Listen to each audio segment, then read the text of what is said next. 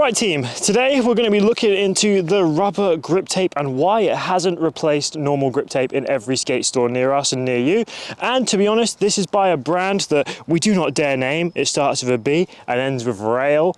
So you can take with that what you will, but we're not going to be talking about them because they're like Voldemort in the skate scene right now. Anyway, we're going to compare this to regular grip. I'm going to give you exactly why I would never daily drive this, and I've tested it for quite a while earlier this year and the thoughts are still fresh on my mind. So with all that said, let's get into it. So your standard run-of-the-mill grip tape, right? Everyone knows it, everyone loves it. The only problem with this grip tape is it's sandpaper. It's rough, it's coarse, which is half the reason why our feet stick to the board so well. But the negative side of it is that when it rubs against your shoe, you are very quick to lose the integrity of the side of your shoe. A lot of people will only use one, but if you skate switch as well, you might end up starting to lose both sides. So this product right here is definitely a winner, but if we can find a way to reduce the fatigue on our shoes, then we might be onto something even better. And that's where the rubber grip tape comes in. But Webbs, why haven't we all just switched to rubber grip tape? It's gonna save our shoes so easily. Well, little Timmy, I've got some news for you.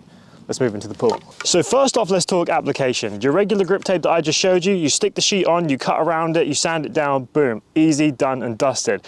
This one, because it's made out of rubber, is not only much harder to like line up and stick down. When you get air bubbles in it, a normal grip tape would have slight small holes that would release the air over time, but this one obviously doesn't have that, so the air bubbles are with you for good. That's a long-term relationship with the air bubbles with you right there. But putting the air bubbles aside, once you actually get the grip tape down, now cutting through it, if you have anything less than a 500-degree lightsaber to slice through that rubber, you're going to be having a hard time, because the knife that I had was a fresh sharpened blade straight from the forges of the local blacksmith, and that did not cut through this in any which way that made it easy. So you can see that I've snagged it so many times, it's peeling up in loads of places.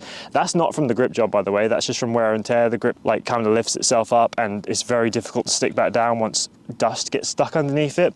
So not only is the application wacky and hard to do, but once you've got it down, it just comes back up again. And that's just as annoying, to be honest, but that is not even the only negative of this type of grip tape, but there are some positives too. So let's get into those first. So let's quickly talk about the positives. Now, obviously, if you have your shoes on this, they're gonna wear down a lot slower and they're gonna last a lot longer. The grip of it, when you have your actual feet on it and sliding them across, is fairly similar to the normal grip tape, but with a bit of wear and tear, with a bit of wearing this down, it definitely gets a lot less grippy, a lot quicker. And also, that doesn't even get me into the worst part of it, right? If you have rain on this board, or if the skate park's wet in any way, you step in a puddle or whatnot, having wet feet on the board and making the board wet in any way whatsoever, even the slightest, completely nullifies all the grip potential that you ever had on here. So for example, you step in a puddle, you step on your board, or your board falls in the puddle. Now the board's wet, and it's like socks on a hardwood floor. You are slipping and sliding around like the greased up deaf guy from Family Guy,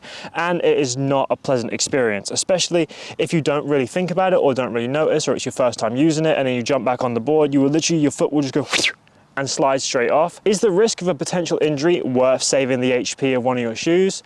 To some, maybe, if you're only ever skating in dry conditions and you literally never have rain, like for example, if you're in Saudi Arabia, Dubai, in the desert, if you live in Las Vegas where it hardly rains, something like that, then you might be better off with something like this, saving the shoe health. But for me, personally, I'm in England, it rains all the damn time, and even when I'm in my ramp situation, just coming in with wet feet will make this thing unskateable. And that's not the only thing we need to talk about here. So, even when the board is fully optimized and fully how it should be when you're skating it, you will still find that when you're doing tricks, especially in the mini ramp, your feet will slide around even with a slight bit of dust. Like, it doesn't just have to be water. Any kind of like material on your shoe will not only show up on the board. For example, look, if you see here, I can make the board extremely dusty just by standing on it. Like, look how dusty this is here. Like, it's just already changed the color. And especially, right, if you stand in some sort of mud, or God forbid you stand in chewing gum or dog shit, you are a goner. This thing will be gone for good. And it's also twice the price of normal grip tape. Should have probably mentioned that earlier, but if all those things I said aren't enough to turn you off trying rubber, if I was you, I would personally just stick to the normal grip tape. But if you really want to try it, don't buy it from Braille, all right? Just give it a go, see how you feel, because at the end of the day, everybody's different. That's about it for this one. Let me know what you think.